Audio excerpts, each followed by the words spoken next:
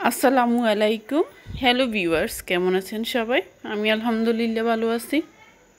Simple lifestyle by তাই আপনাদেরকে স্বাগতম। আমি নিয়ে এসেছি আবার একটি মিনি ব্লগ ভিডিও। আমার তালতো বোনের বাড়িতে প্রথম আজকে দাওয়াত খেতে গেলাম, আমার ভাবির মামাতো বোনের বাসায়। তো কি করলাম তা আপনাদের মধ্যে একটু শেয়ার করি। এই যে আমরা এসে পৌঁছে গেছি আপুদের বাসায়, বাবুরা সবাই। খুব গরম, তো একটু হালকা শরবত খেয়ে নিচ্ছি। এরপর আপু দুপুরে খাবার দিয়ে দিয়েছে। আসলে আমরা যেতে যেতে জোহরের আজান দিয়ে দিয়েছে, পরে নাস্তা খাওয়ার সময় নেই।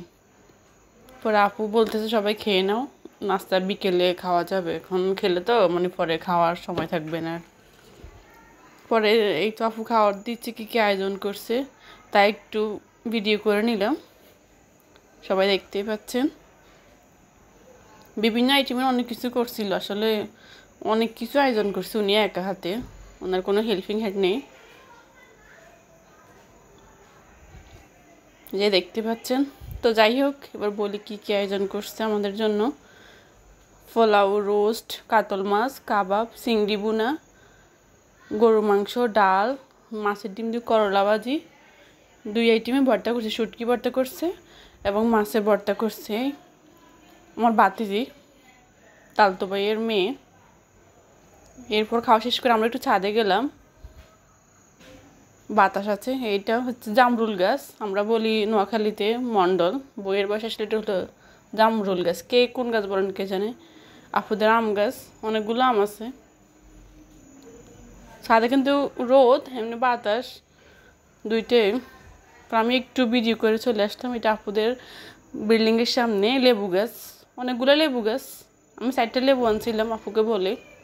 গ্রানগুলো অনেক সুন্দর। যাই হোক দেখেন, ওটা হচ্ছে মেহেদি পাতা গাছ। গ্রামের বাড়িতে আসলে অনেকের বাড়িতে এরকম মেহেদি পাতা গাছ থাকে।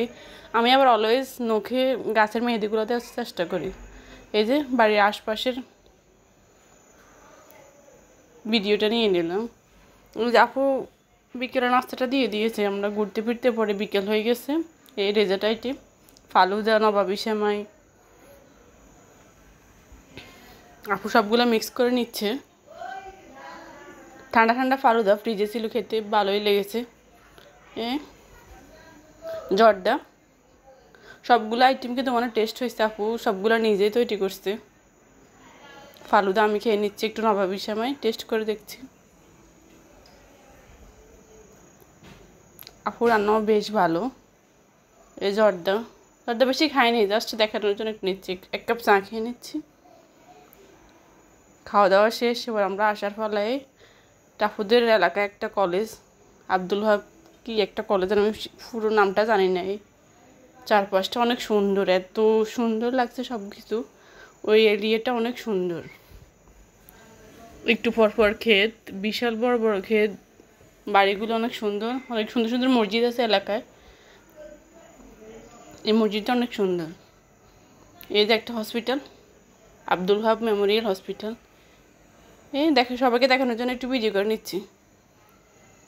কেমন লাগছে সবাই ঘুরে ফিরে। ঘরটা অনেক সুন্দর, তাই একটু ভিডিও করে নিলাম। আসার সময়